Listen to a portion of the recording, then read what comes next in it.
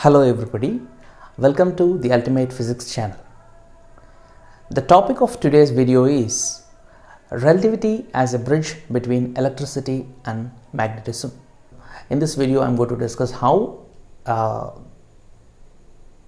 two seemingly separate subjects in physics, namely electricity and magnetism, are actually two different aspects of a single subject called electromagnetic theory, and how relativity acts as the connecting factor between these two fundamental areas of physics. Many people think that relativity is just a theory of mechanics, but Einstein was fascinated by the idea that Maxwell's equations were in fact Lorentz invariant.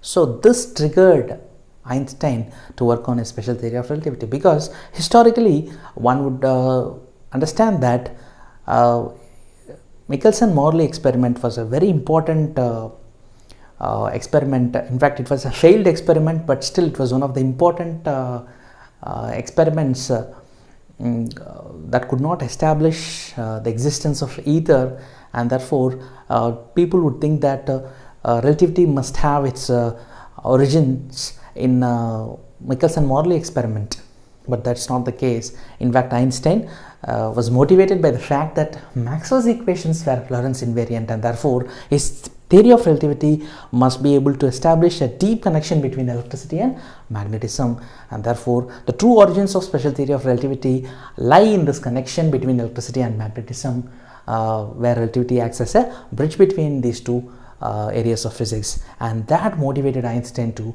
work on a special theory of relativity and look for that deep connection. I am going to explain how relativity acts as a bridge between electricity and magnetism using two separate cases. Both these cases, case 1 and case 2, they are going to establish this connection, but they are cases which are independent of each other.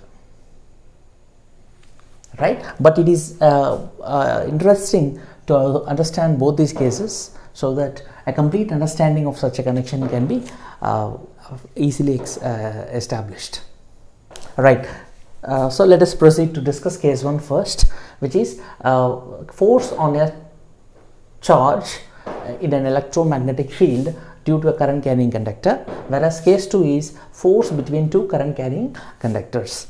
These two are separate cases. I am going to discuss both these cases and try to establish the connection between electricity and magnetism through relativity.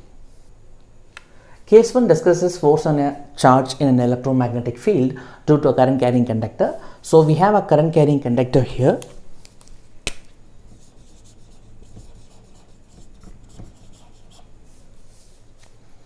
Right, this conductor has electrons and positive charges equal number, so the conductor is basically electrically neutral.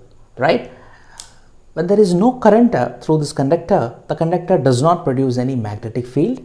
So any charge in close proximity to this conductor will not be affected by the conductor. So we have a test charge Q naught,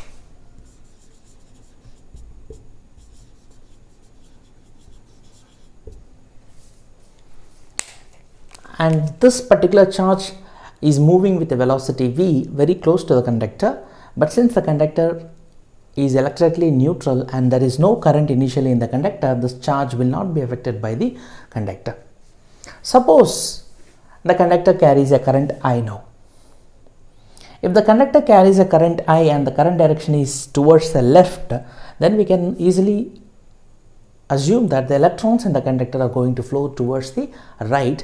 Let us say the velocity of the electrons is v, and this velocity of the electron, let us say that it is equal to the velocity of the test charge, and the direction of the electron flow and the motion of the test charge both are equal. They are both towards the right, both the directions are the same direction.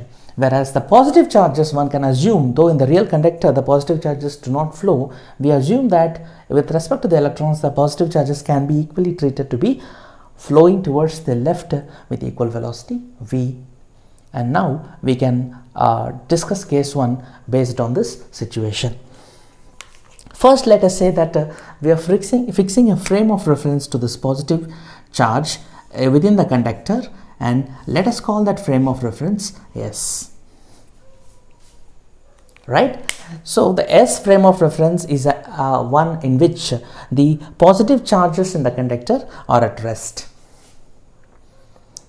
Now, with respect to this particular frame of reference, the electrons are moving towards the right with a velocity v, and the test charge also is moving towards the right with the same velocity.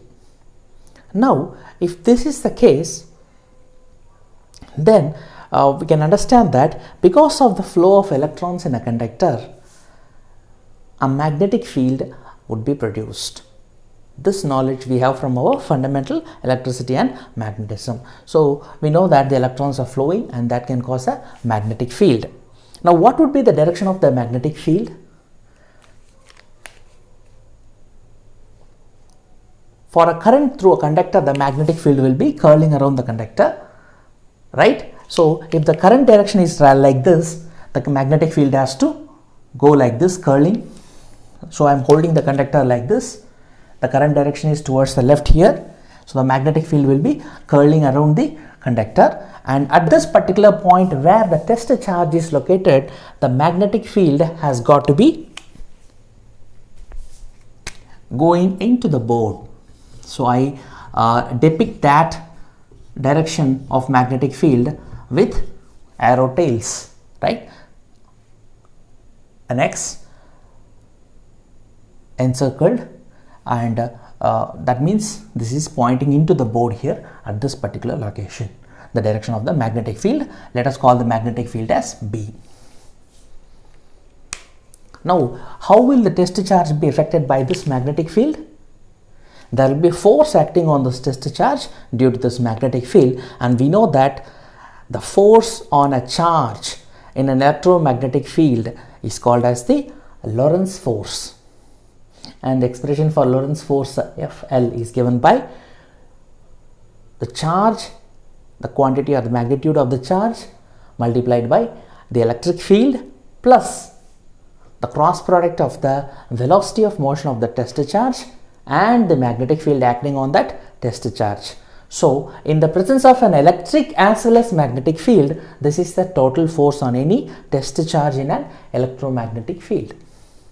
Now in the present case, we know that electrons are flowing, a magnetic field is created, there is no specific electric field here, therefore the force on this particular test charge Q naught is going to be FL is equal to Q naught times V cross B, and this being a cross product, the resultant F has to act in a direction perpendicular to both V as well as B. So if B is acting into the board and V is like this, then the third direction that is perpendicular to V cross B is a vector that is pointing upwards. So there is going to be a net force acting upwards on this particular test charge Q naught, and that is the Lorentz force on this test charge, and therefore the test charge has got to move upwards.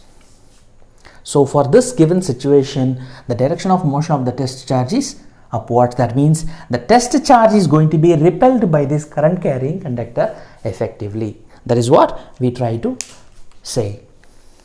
Right? Now this is from the point of view of a frame of reference fixed to the positive charges within the conductor. Suppose we have a frame of reference that is fixed to the test charge itself. Let us say we fix a frame of reference to the test charge, and I call that frame of reference as S prime now.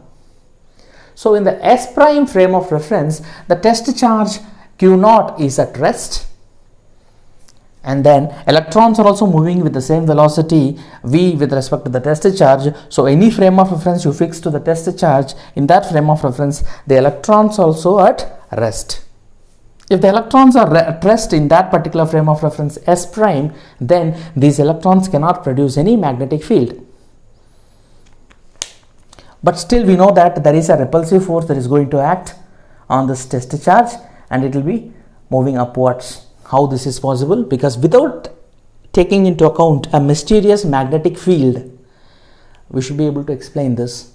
in any frame of reference, because we know that special theory of relativity tells us that any phenomenon that obeys a physical law in one frame of reference must be identical to the phenomenon measured in the another identical inertial frame. So if that is the case, S and S prime are inertial frames of reference. Therefore, an effect that you see in S frame of reference must be seen also from the S prime frame of reference. Therefore, we know that there must be a force, but how do you account for the force now without the help of this magnetic field? That can be easily understood if we really see the situation from the positive charge. Any frame of reference S prime attached to the positive charge, in that frame of reference, though the electrons are at rest, with respect to this frame of reference, we know that the positive charges are relatively moving towards the opposite side with a velocity v. If the positive charges are moving in that particular direction, that causes a contraction of the spacing between the charges. That is the Lorentz length contraction or Lorentz-Fitzgerald contraction that we are familiar with in special theory of relativity. So the Lorentz contraction expression, please recollect that it is equal to L, which is L naught times 1 minus V squared over C squared. This is the expression that it gives us the Lorentz contraction. So that means with respect to this positive test charge, these spacing reduces. That means now we have more charges per unit length or per unit volume also in this conductor.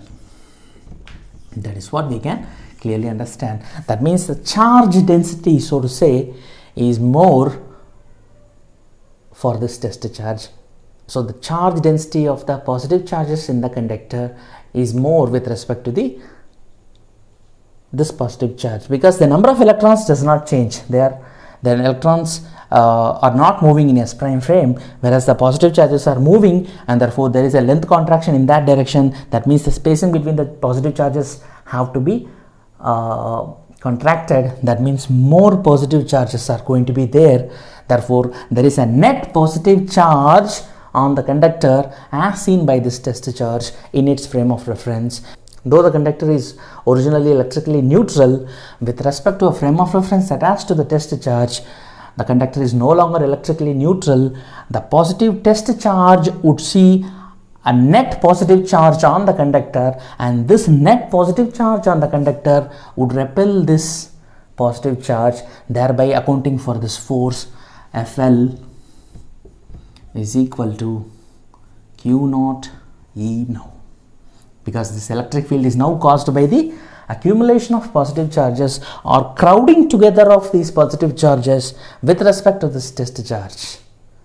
So in that frame alone, there is going to be a crowding of the positive charges for the test charge, and therefore it is seeing a net positive charge on the conductor, and that net positive charge is opposing or causing a Coulombic repulsion on this test charge, and therefore a simple electrostatic force of repulsion acts on this positive charge, causing a repulsion again, so that the positive test charge would move upwards.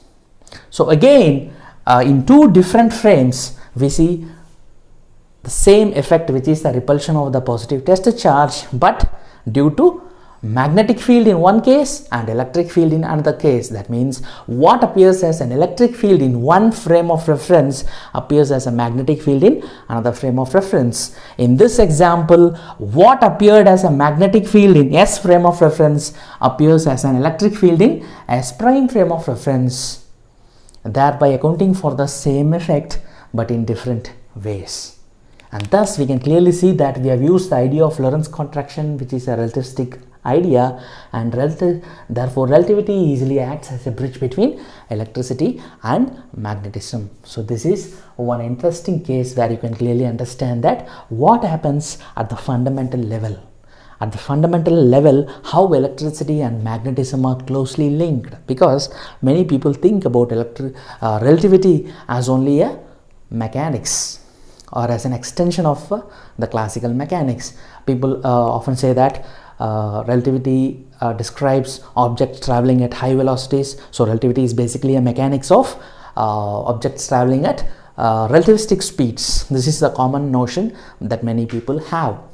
But beyond that, relativity also gives fundamental clues to such an important area such as the electromagnetic theory.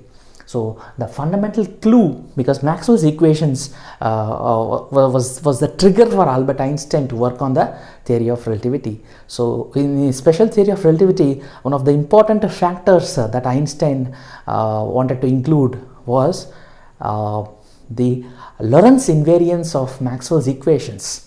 So he was fascinated by the beauty of Maxwell's equations, the simplicity of the equations, as well as the very interesting aspect of it is that these equations were Lorentz invariant. So Einstein wanted to account for it. Why these equations should be Lorentz invariant?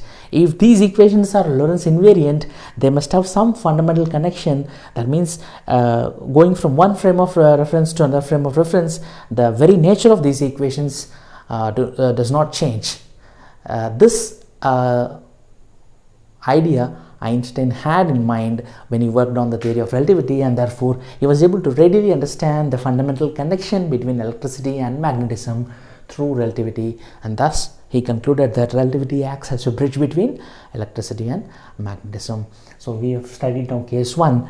I will proceed to discuss similarly case 2, which would also establish the same connection between electricity and magnetism through relativity. It is just an added information that is interesting. As I mentioned before, case 2 is force between two current carrying conductors, right? From our basic electricity and magnetism, we know that if there are two parallel conductors 1 and 2, and if current I1 and I2 flow in these two conductors, and if I1 and I2 are in the same direction, then these two conductors will have an attractive force between them. And if current I1 and I2 are in opposite directions, then there will be a repulsive force between the two conductors. This idea we have from our basic electricity and magnetism. In fact, using this problem only, we define the current, and from there we even define the charge, electric charge. So the very fundamental definition of both current and electric charge arise from this situation or this problem. So here we are going to try to understand this problem through relativity and establish the fact that relativity acts as a bridge between electricity and magnetism. So we have these two conductors here. We are going to only consider this case here where the current is in the same direction. In this case, I am assuming I1 and I2 are the currents in these two conductors 1 and 2, and I1 and I2 both are flowing towards the left side in this diagram. That means the electrons in both these cases have to flow towards the right.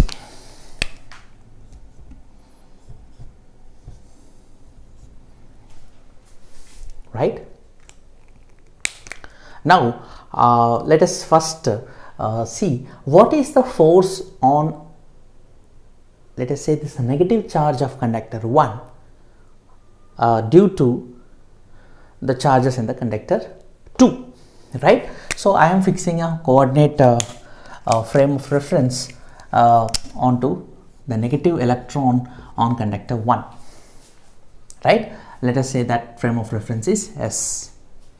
In this particular frame of reference, the electrons are moving towards the right with a velocity v. So if conductors 1 and 2 are identical, then we know that they are basically electrically neutral initially, and any frame that is fixed to the electrons in this particular conductor, the electrons in the conductor 2 are also at rest with respect to this frame of reference. That means only the positive charges are moving, and they are going to move in the opposite direction with the same velocity v. This velocity v with which the positive ions are moving will cause again a Lorentz contraction of the spacing between these positive charges, and there is going to be a crowding of the positive charges in this particular conductor due to this effect. We already seen the same situation in case 1 as well. So the equation for that is, of course, L is equal to L naught square root of 1 minus V squared over C squared, which is the Lorentz contraction. and this Lorentz contraction will cause a crowding of positive charges, and therefore a net positive charge will be seen by these electrons in the conductor 1.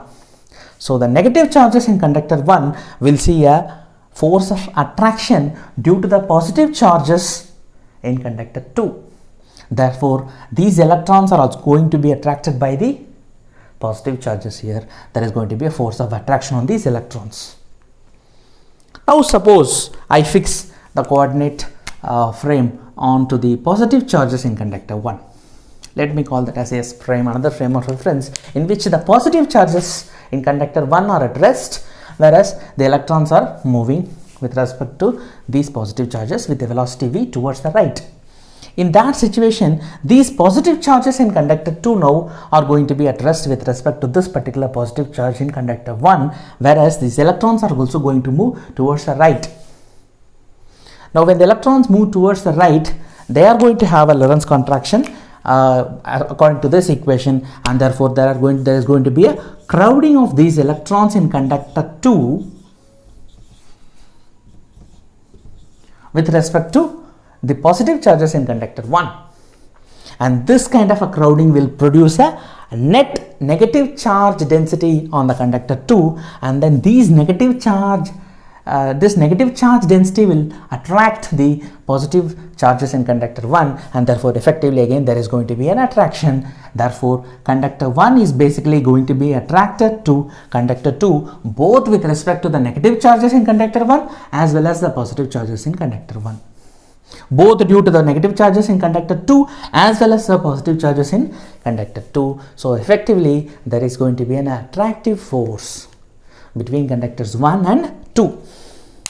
Now in electricity and magnetism, we know that basically we say that a current carrying conductor produces a magnetic field, and therefore these two magnetic fields interact and there is going to be an attraction due to that, and therefore we define current from there, and then we try to even define the fundamental charge, electric charge. So the fundamental definition of electric charge is derived from this particular situation in electricity and magnetism. We know that, but now we understand from relativity that one can explain the connection between electricity and magnetism using relativity by just a simple Lorentz contraction, and that causes a net charge in each case, and therefore there is going to be an attraction between these two conductors, right? Thus we can clearly see that similarly one could argue if the directions of currents are different also, that is opposite direction, that there will be a repulsion in that case. A similar argument would ensue, ensuring that such a repulsion or repulsive force exists between these two conductors.